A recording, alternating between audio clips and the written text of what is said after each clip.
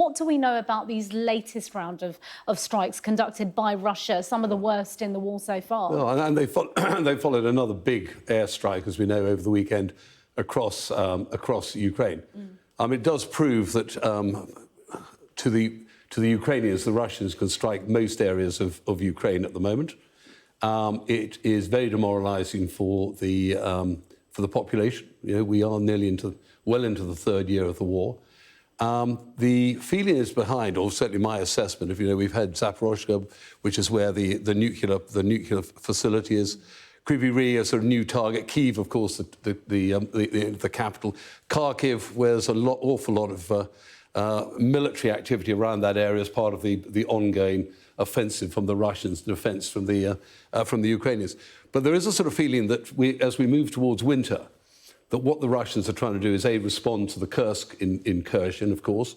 One is another one, keep pressure up on the Ukrainian people, and maybe even begin to degrade the electricity supply.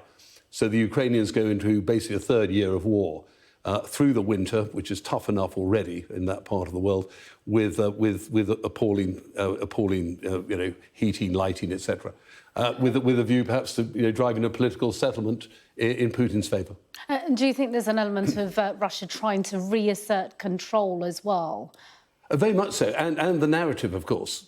You know, the narrative early on was how ghastly the Ukrainians was and neo-Nazis and the stuff. So now, you know, to an extent, the Ukrainians have stabilised the front. They've taken the initiative in the Kursk offensive. We could talk about the significance of that. And Putin, of course, got his own domestic audience. You know, because a lot of Russians are saying, what's going on? This was supposed to be a special military operation all over in several days. And here we are headed towards 2025. So, you know, he's got to play to his hardliners. He's got to play to this sense of Russian humiliation to an extent, and that makes him dangerous. But at the heart of it, of course, as you said, is young men, women, children whose lives have been ruined or have been killed, wounded by these strikes. Yeah, I guess President Putin has a lot of explaining to do to a lot of fronts. So let's talk about the Kursk region. Ukraine's very bold incursion into Russia. What's the latest on that you can share with us? It is very bold, and you can see how far away, you know, in geographical terms. That is a big piece of land there.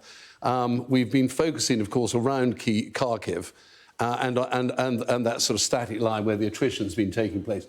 Horrible levels of conflict there.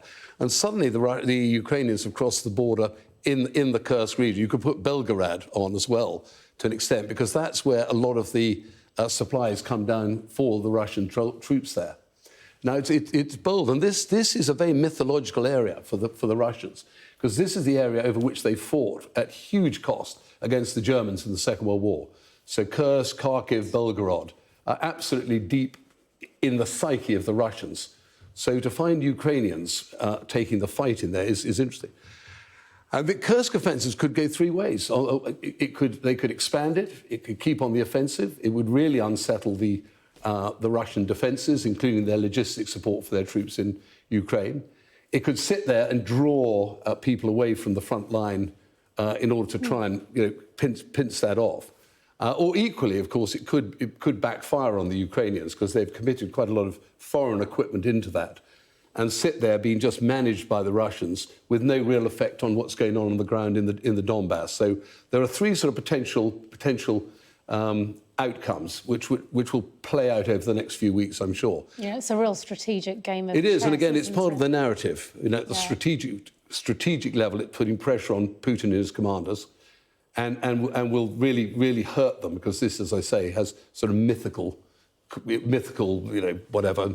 But yeah, and the West, I didn't realise the symbolism and significance of that region from the huge casualties fighting the Germans. I have a very quick question to add on for you. And where is this all heading? Because you know, this is now, as you say, year 3 approaching.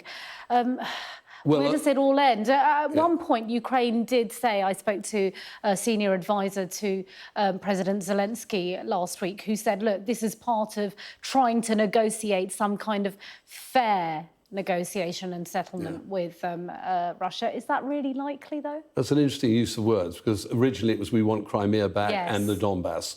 We're now looking for a fair thing. There are prisoners involved, there's obviously land involved, there's egos involved. And so there is a lot. I mean, war is a political act, as Clausewitz said. So people are looking for a way out. But this also depends very much on how the West continue to support Ukraine to stay in the fight.